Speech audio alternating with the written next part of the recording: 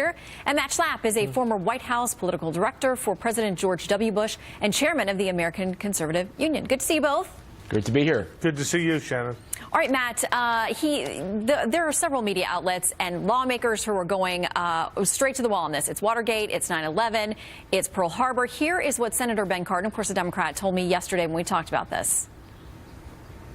When we were attacked on 9/11, we recognized that we need to do something that was broad, had the jurisdiction to look at comprehensively how we could protect our country from this type of terrorist attack. Russia has attacked us. They attacked us in November in trying to compromise our free election system, and there's evidence that they're continuing to try to infiltrate our country. Matt, fair comparison? No, I mean, this is absurd. The fact is, you have Democrats who are actually out there warmongering against Russia, and they want us to take a more and more boisterous and aggressive stance versus Russia, and you have a Republican president who's trying to ease things and thaw relations with this important country. I mean, Vladimir Putin's a bad guy. He's a thug. My guess is President Trump is going to have to take him on over and over again.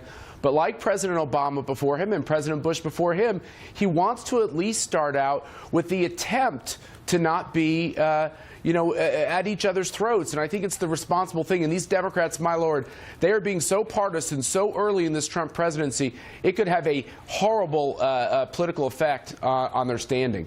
Well, Doug, you know that Republicans and Democrats alike on Capitol Hill, many of them are sounding alarms over potential Russian interference in the election, that kind of thing. But I want to go a little bit further back because in the New York Times, Thomas Friedman writes this. Ladies and gentlemen, we were attacked on December 7th, 1941, of course, Pearl Harbor. We were attacked on September 11th, 2001, and we were attacked on November 8th. 2016, that most recent attack didn't involve a horrible loss of lives, but it was devastating in its own way.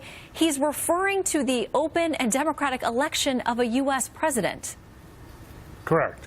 Look, this is part of a larger Russian plan and plot. Okay, but before the Russians, just the fact that somebody was elected on that date, and he's comparing it to 9/11 and Pearl Harbor. I was trying to make the point that it's part of a larger plan by the Russians, what I call Putin's master plan in my book, involving destabilizing NATO, destabilizing the Middle East, increasing the degree of spying. Just yesterday, they took 5 islands off of Japan. There is a worldwide plot by the Russians of which the election was only a small part, Shannon. I don't think this is Watergate, but certainly there is a larger effort going on. It's not just about an election. It's about an existential fight with the Russians that's not going to be negotiated. It is going to be met with strength if it's going to be stopped at all, not pretty please. So, Matt, with all of these things swirling around, a lot of folks think the president was on a bit of a roll the first week or two out of the gate. Important executive orders targeting a lot of things that people care about, from regulations to business, those kinds of things. But have they gotten massively sidetracked because of these very real concerns people on both sides of the aisle have about Russia? Look, Shannon, Donald Trump is taking on Washington, and there's no question that the entrenched interests in Washington are taking Donald Trump back on, which is some of the things that he's facing. That's why his momentum seems to have slowed. I do think the Trump team itself, they have to get fully staffed up. They now have to kind of refigure out how they're going to handle the NSC. And I get tired of reading Washington Post stories or New York Times stories that have 10, 11, 12 sources from inside the Trump White House. I think they have to start working as a team and realizing that they've got to protect the president politically, and they've got to stand up for their agenda. And leaking can be useful, but there's way too much of it, both in the bureaucrats inside Washington and from the Trump team. We got to go. 5 seconds to you, Doug, and we're out.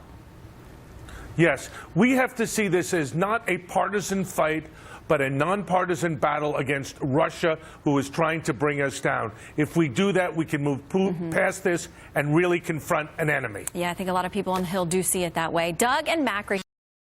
Kane is right. Lindsey Graham is right. No. Wow. Yeah, Matt's not going to want to give the final word on that. Thank you, gentlemen.